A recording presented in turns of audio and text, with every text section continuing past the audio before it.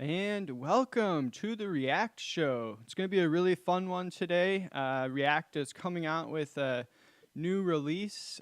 We don't know exactly when yet, but they've announced the details. It's slightly old news a few weeks ago, but we're still going to talk about it.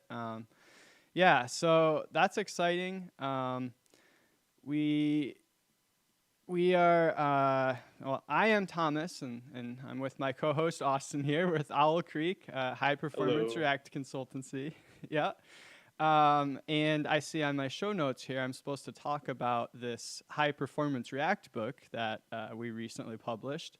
Yeah, so if you're interested in that, yeah, please check out our website, owlcreek.studio. It's linked to there, and you can learn in depth about how React works and how to get good performance out of it.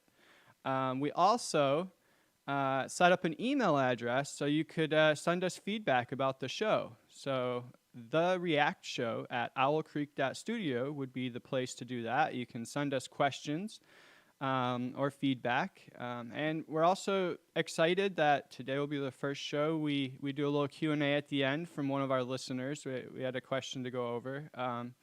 So yeah, if you'd like to also have us discuss your question, please send it to the React Show at owlcreek.studio. And yeah, so here we go. Welcome, Austin. How are you doing today? As I was saying earlier, like my brother says, I'm above the ground and walking around. Oh, that sounds good. I mean, it could be interesting walking around below the ground too, you know? You never know. Yeah, right. I haven't mastered that ability yet, though. All right. Yeah, so let's get into it. Yeah, React announced a few weeks ago that there's a new version of React coming out, React 18. They didn't have an actual release date. My guess, based on what they said, is late 2021, maybe early 2022, but nobody knows for sure yet. And Well, it's in alpha right now. You can use the yes, alpha correct. today. Yeah, there is an alpha release. The final release they haven't announced when that will be. Yeah. And what's really, I think, big news is that you can update incrementally to the new features in this version of React. Previously, when they had announced concurrent mode, which this release is related to, it was more of an all or nothing type of thing.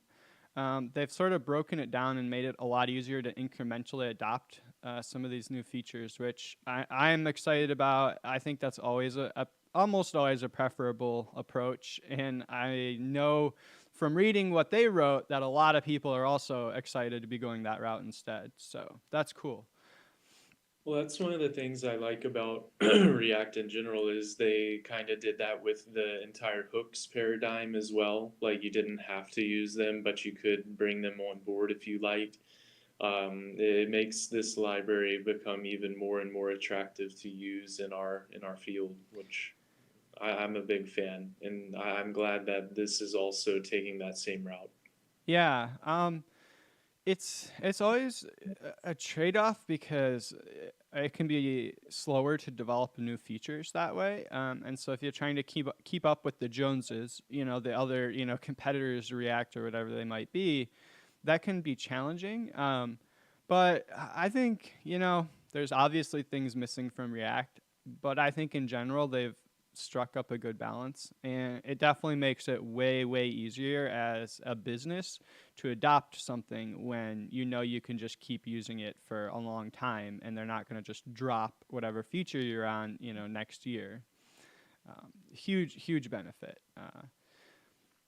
So yeah, I think we can get into the main point of React 18, which is concurrent rendering. Now, if you're not that familiar with how React works internally, that might not mean much of anything to you. So I will describe, what that means and why it's so exciting. I think the first way to do that would be actually to look at the example that they gave in I don't know, one of their things here that I have on it. Basically, so like let's say you have a like an autocomplete for countries of the world or products or something like that. You have an autocomplete form that you have to type into. Um, when you type keys on the keyboard as a user, you expect those keys or those keystrokes to show up in that box right away, right? Like you don't want to. It's a bad experience if you type the letter A and then wait a second, before A shows up. But what if your drop down that shows like products or countries or whatever it depends on this long running background query or whatever, um, and then inside the actual box, is a really complicated React set of React components, and it's kind of slow to render. Now, if you're on like a weaker device, like say an older mobile phone, typing each letter is going to be delayed by default. Like you type A and you're going to sit there and wait for like a couple seconds while it re-renders the whole thing. And then the A will show up and then everything shows up. You type in, it's a horrible user experience, right? The way that we've sort of tried to get around that in the React community is basically using set timeouts. So we'll try to like get the letter A to show up in the box and then do a set timeout for like all this other work that needs to be done. The problem is if it takes a second on a mobile phone to render all that content, you're going to have a second of a delay sometime, right? Like there's no way around it. Maybe you can get that letter up there first so it looks like it's working better, but if the user types really fast, it's going to be a mess because you just have to wait. It takes a second to render. The way React works is it starts at either the top of the tree or where state changed in the render tree and just renders down from there. And once it starts rendering, it doesn't stop rendering until it's done doing its rendering. And that's why you end up in situations like this, where you have performance bottlenecks on things that maybe don't need to happen immediately. But React has no way previously to suspend that rendering and do more important things. Like, that's basically the entire point of React 18 is you can suspend rendering now and do more important renderings in between. So I could be like halfway done rendering that box of components or whatever, and then, oh, the user typed another character. Suspend rendering of that box because that's not as important. We're going to draw another, character in the text box, and then go back and resume that rendering we were doing earlier. So now doing things like that where you have a performance bottleneck that is not really something that needs to happen immediately can be handled much, much better in the new version of React. How does that sound to you, Austin? Yeah, I mean, I'm thinking back to multiple times where typing into an input has done that. I was mentioning to you some bugs in the last chat that we had where this definitely will seem to already have a benefit just from upgrading. Yeah, absolutely. I think it does require using this new API, but it looks really pretty simple and easy to use. So you will have to enable React 18 and then use this new API. But once you do, a lot of these issues will just magically get fixed. And that's what's so exciting to me is they aren't like requiring you to learn threading or something to take advantage of these features. A lot of them, it just works. React will handle it for you. So yeah, we can talk about like the individual features. So the first one is start transition. So start transition is basically what we were talking about now. Let's say you've got that input box and there's a part of it that doesn't need to happen immediately. You will put that inside a start transition call. And then once you do that, React knows that everything that happens inside of there is not urgent. It can suspend it in the background and just handle it when it's ready. So it's a pretty simple API, and it will help the situation where you have slow renders a lot. Now, like anything performance related, you still have, in a sense, a performance bottleneck because stuff still has to get computed at some point. So ideally you would eliminate the bottleneck so that it doesn't take a second or whatever. That's probably your ideal situation, but that is often a lot more work. This would be a simple API to get around the issue and probably be good for like 80% of cases, I would say. Um, so yeah, basically the start transition API divides React rendering into two types of rendering: urgent renders and transition renders. Urgent renders, React will complete them right away and complete them thoroughly. Transition renders, it can interrupt and suspend, and it will also allow you, using a hook, to find out if a transition render is occurring and display like a spinner or a progress bar or something like that. So it sounds like a really convenient API for working with this type of situation. Yeah, I see the is pending example that they have in the documentation. That's quite nice to be able to. I know that we use these sort of loading indicators and like placeholder objects within the UI when we're waiting on data, but to be able to use them when we're actually dealing with rendering based on the browser, the computer speed or the network speed is definitely a pretty interesting upgrade. Yeah, I think it'll be awesome. I'm super excited for that. Yeah, so let's see. What else do I have in my notes here? Yeah, Next thing so is, oh, go oh, ahead. oh, I was just gonna say it's better than set timeout because the actual render itself can be interrupted, and you don't have to. Yeah, it's not a hack basically. Right. Was there something you were gonna say? No, I was just going to get in helping you through your notes. Oh, I was wondering if we were going to touch on the automatic batching. yeah, I was just about to hop to that. So, yeah, perfect timing. um, so automatic batching is also a huge update. In fact, this one is probably a bigger update in the sense that people will adopt it probably right away. And it's easy, like you don't have to do anything. It'll just work, and the benefit will be huge.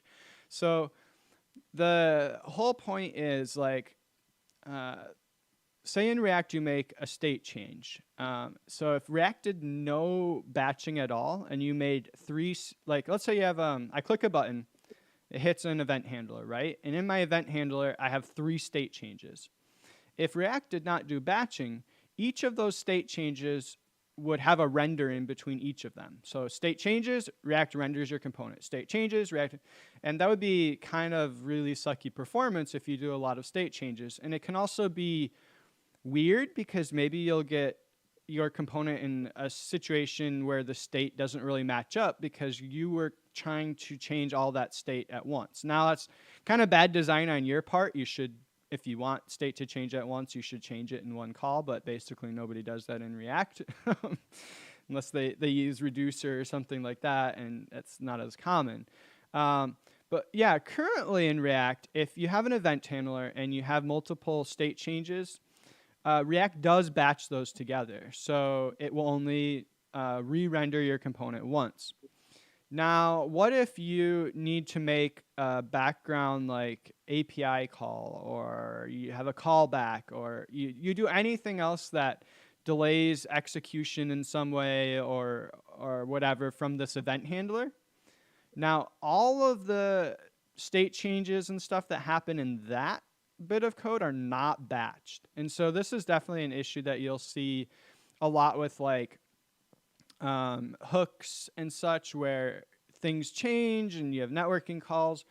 I've definitely seen lots of code where people are like, oh, we need to like combine these state transitions, or we need to do these other weird things. Or there's actually I've seen really common is there's an internal API. I forget what it's called off the top of my head, but oh yeah, here it is.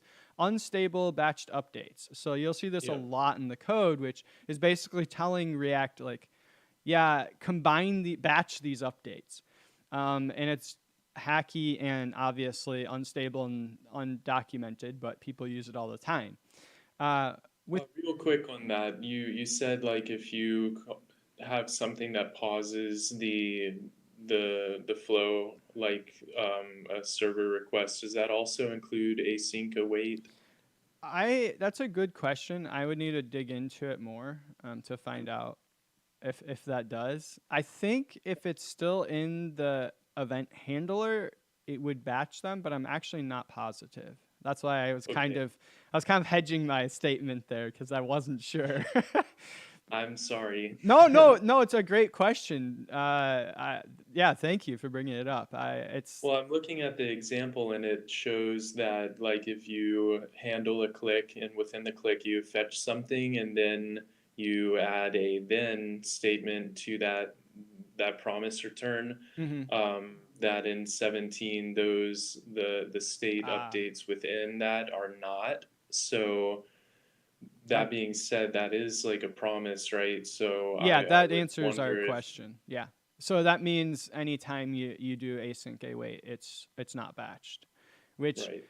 most React apps I've seen, that's how they work. And so that means most state changes are not batched. Yeah, definitely all of the ones I've written recently.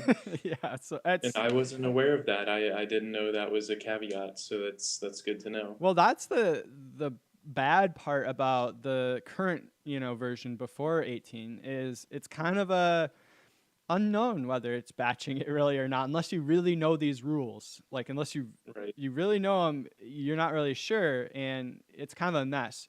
Now, React 18 is exciting because they just made it work everywhere for everything.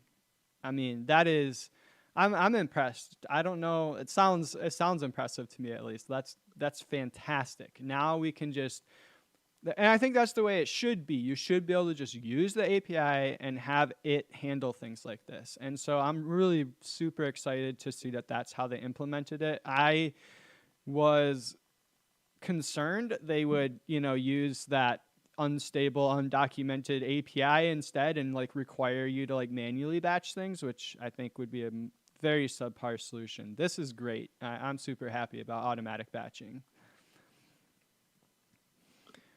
Um, yeah. So, anything else you had to say on that? Otherwise, we can move on to another huge thing that I think I'm really excited about. But No, I'm pretty stoked about that as well. sweet. Yeah. So the last of the three major changes that they're introducing is streaming server side rendering.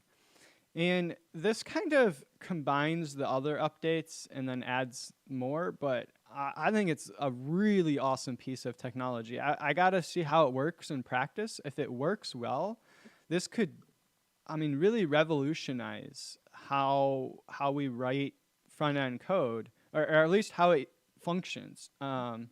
So basically, the idea is right now for server side rendering, how it works is a user's like, hey, I want to view your page. So the server's like, okay. And it renders it does a render on your React components on the server and takes the generated HTML and all the JavaScript needed to run the page and sends it back to the user's browser. Now, the user's browser will show the HTML.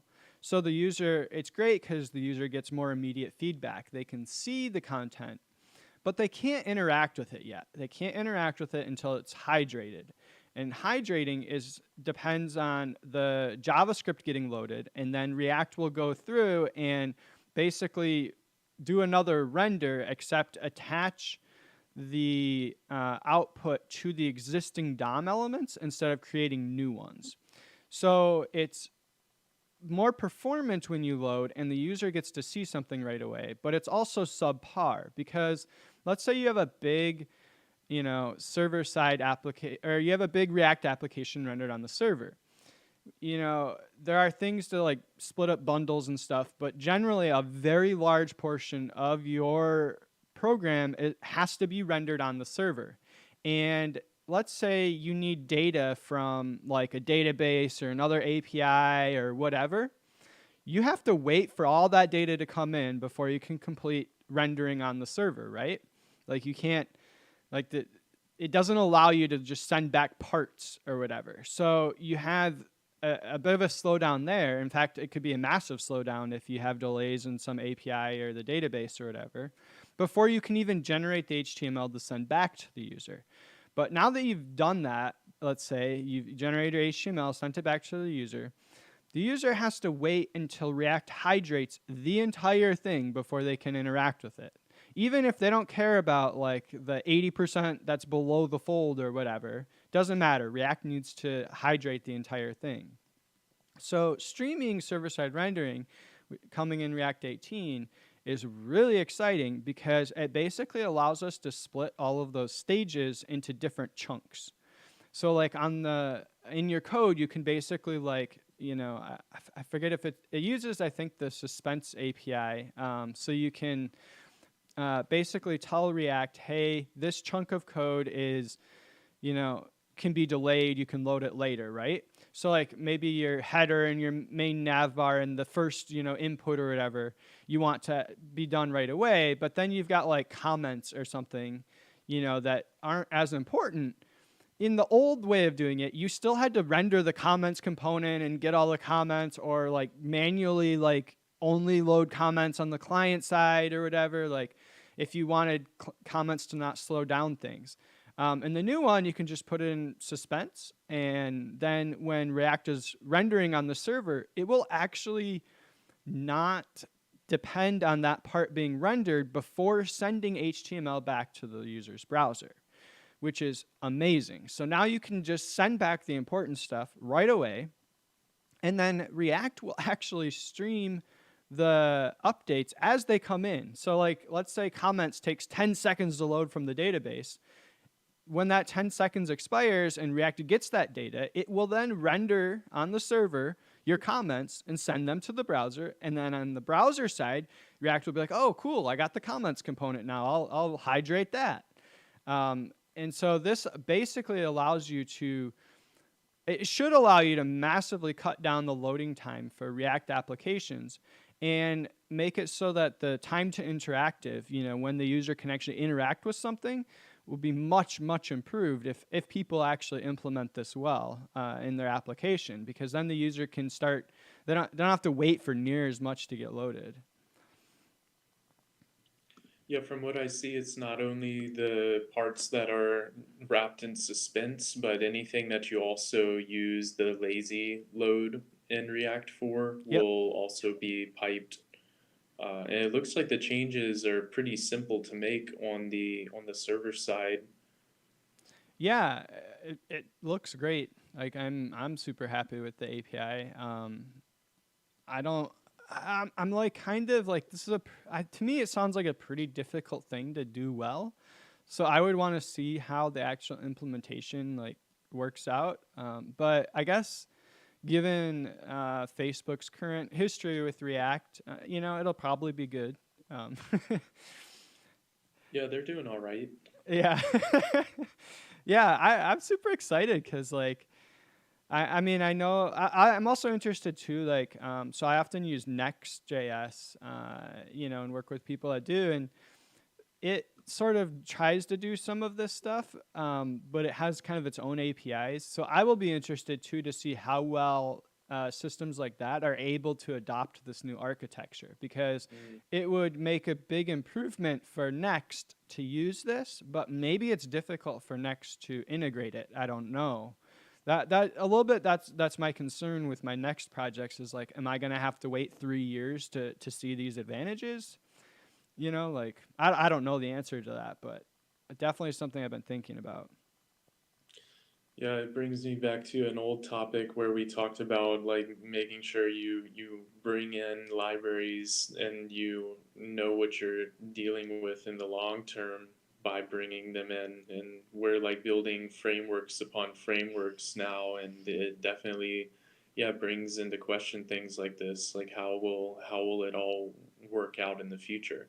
But I mean, Next.js itself, these guys have done a really amazing job at iterating forward with some cool features, and I'm sure that it'll all work out faster than 3 years. You have more confidence in them. Yeah, I've enjoyed I use them as well a lot, and they're great. They're I, my go-to. yeah, same. I'm not really saying I don't have confidence in them. It's just I wonder. I'm like, okay, it's not really like them either. It's more like, are the new APIs going to fit with their APIs? And if they don't fit, Right, how does that get resolved? I right. did a quick search to see if anyone has written about it for Next, and I'm not seeing anything yet. But yeah, definitely stay tuned for that, I suppose. Um, but yeah, so that's why like so when we when we were starting the show, Austin and I were talking, and I was like, I'm so excited for this release. Like it doesn't, maybe it doesn't have like flashy feature, like new, I don't know, new flashy features that a lot of people might identify with right away, but in terms of like the actual usability of React, these are things that I have always found really lacking. So like if I compare this to writing a Qt app in C, we run, anytime you have a GUI application, you run into these same problems. Like, we don't want to block the UI thread, is basically how it works. In JavaScript, it's even more weird, but generally it's the same concept. You don't want to block the main thread that's putting stuff on the screen, otherwise it gets laggy and bad user experience or whatever. So historically, it's like, oh, no big problem. We'll just like move stuff to a different thread, and in JavaScript, like you can't do that with a React rendering in JavaScript. Like that's just not a thing that is doable. So we are dependent on React implementing this API. That's the only way it can actually be done. And so yeah, I'm super excited. I've always wished for some way of doing these things, and now that it's here, it's really great. And I think underlying all this, the ability to do concurrent rendering is probably going to lead to other improvements in the future, probably big improvements. It's a big update. I don't know if anybody will make as big of a deal about it, but I think it's actually bigger than probably most people realize. Yeah, it makes me. How much do we take for granted? We've gotten so spoiled with it already that we don't even realize all these amazing things. Yeah, Well, apparently, oh, go on. adoption of all of these features looks pretty out of the box simple. Like right now, you use React DOM to render your app to an element, and the only thing that seems to really be changed on the front end, if you want to adopt these new features, is you use the React DOM create root, and then use the root to render your app, and it's pretty much good to go. Yeah, I like how they did that, because then you can, like they say, compare, like, and make sure there's no bugs that come out because of it, or compare the performance or whatever. It's nice that you can switch between the APIs like that. I do find it a little weird the way it's like the way you do it. It seems kind of implicit. Like, I would think like, having like a parameter you pass into React DOM or something to set the version would make more sense to me. This seems kind of like a weird, like we want to make this API change and we're just going to piggyback on that to imply you want React 18. You know what I mean? Like, seems Right. kind of weird, but I guess whatever works. um, How yeah. dare you question our Silicon Valley overlords who Well, provide us with this gift? I think we need another episode. I got a lot of questioning. Oh, me too. My main one is, do these people ever sleep? Well, I don't know. I mean, I can't say I'm as impressed, but yeah. I guess in light of it being JavaScript and the web and being a big company, then yeah, maybe not. It's more impressive that they get this many features out. Well, it's not so much impressed my thought of them not sleeping. It's more of just like I wake up and there's always something new to learn Mm, because there's always some new thing that someone over there has made, and it's like, okay, yeah. if I don't work on this, I'll be irrelevant in my job pretty soon, so gotta keep learning, which is Yeah. it's a good thing. That's true, actually. In that sense, I mean, a factor probably of them hiring many programmers and actually funding this type of thing, having the money to do it. I would love to fund development of things like this. I need a few more donations to Owl Creek or something. I don't know before we could do that, but Yeah, we're on our way there. yeah, yeah, very true. Yeah, anyways, so I think that's most of what I had set up here for talking about for concurrent rendering in React 18. They do have other things that are related, like use deferred value, suspense list.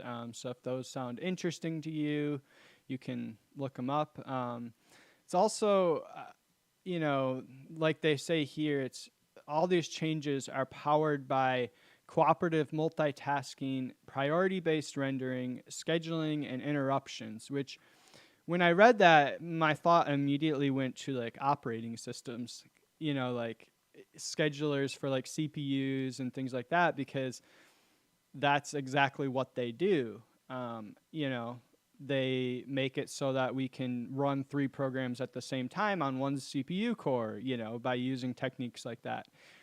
So to me, it was like really interesting just to see, oh yeah, it's kind of taking on the characteristics of a CPU or a scheduler, I guess. A kernel scheduler would be more accurate. But yeah, I thought that was interesting.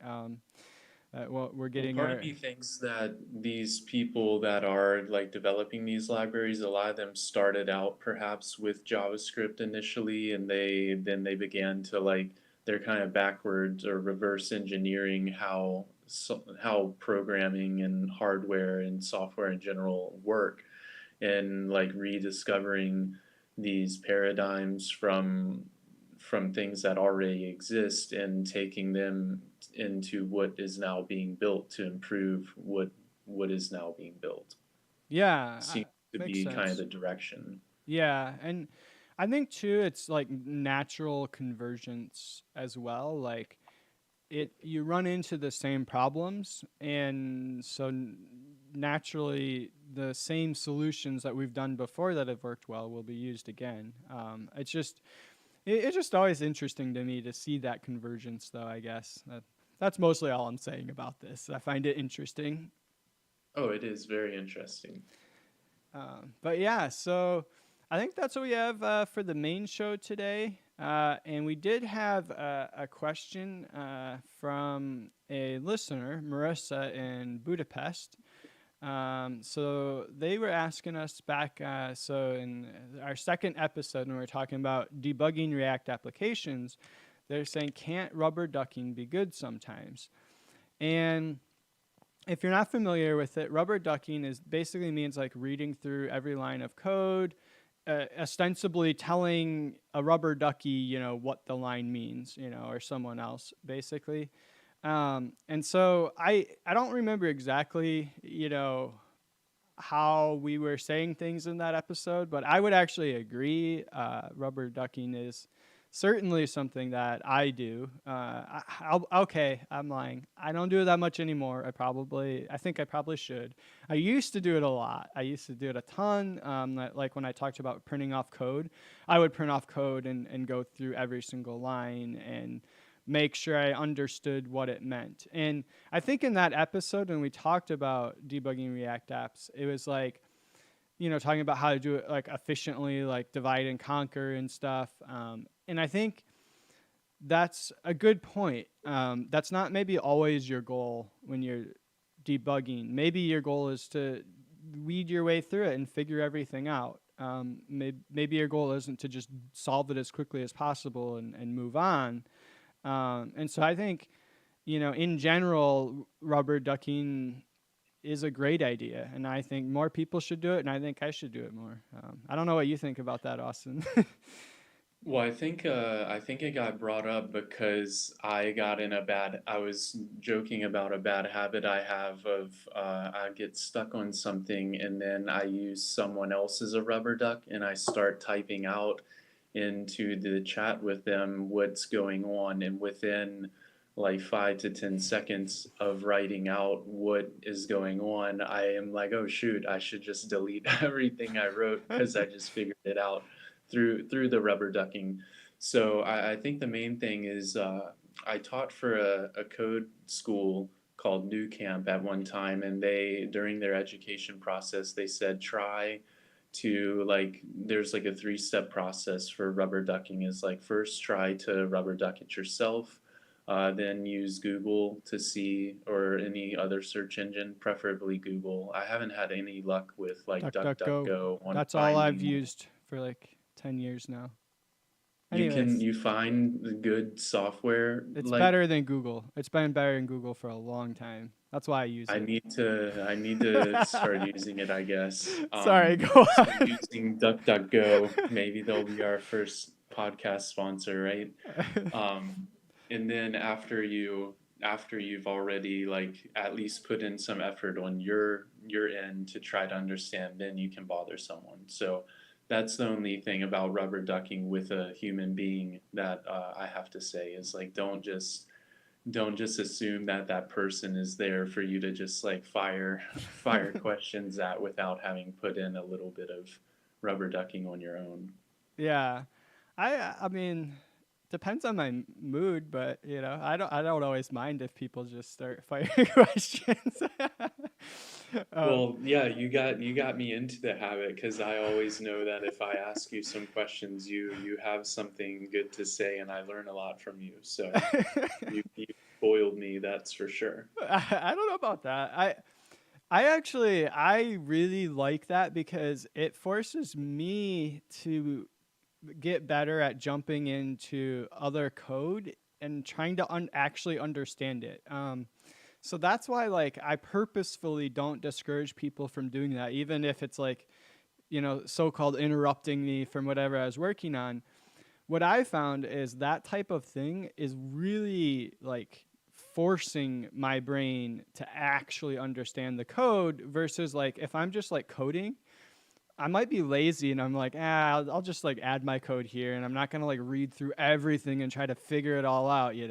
But when somebody Right. like asks you like a debugging question like that, you're like, I, I gotta, I gotta do it. There's no way around this. I have to actually kind of understand what's going on, and you feel that pressure to like kind of do it quickly so you have a response. So you're like, it Right. really gets your brain in that like, all right, jump in and get an overview of it and look for like, try to find the relevant area, that kind of thing. Like I find it's a good brain exercise. And the other part of it is I find it helps me learn the code base a lot better because it's often areas of the code that I'm not working in, or even like a code base I'm not involved in, but I learn as well. So like you're talking about like, oh yeah, I learned so much when I ask you questions or whatever.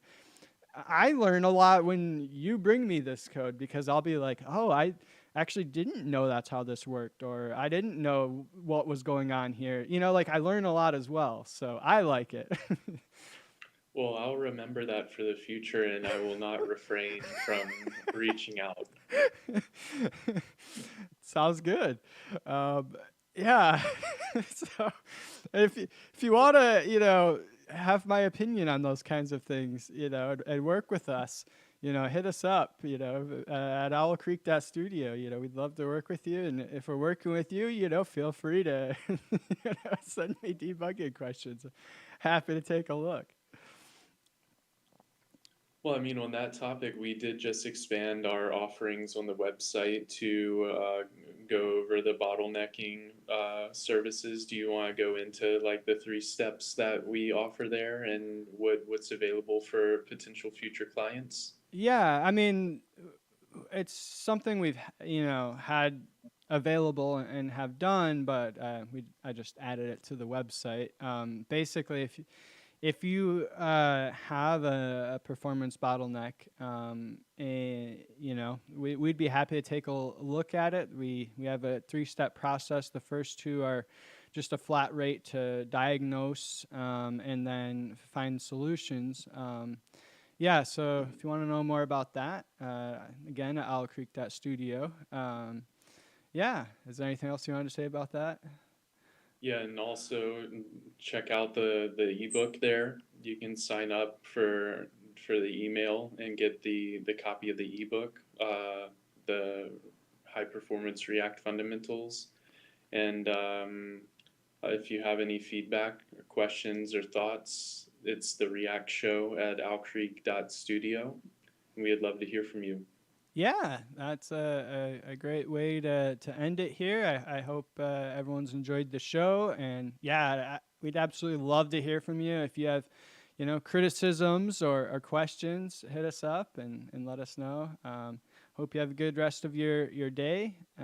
And yeah, that's it. See you later.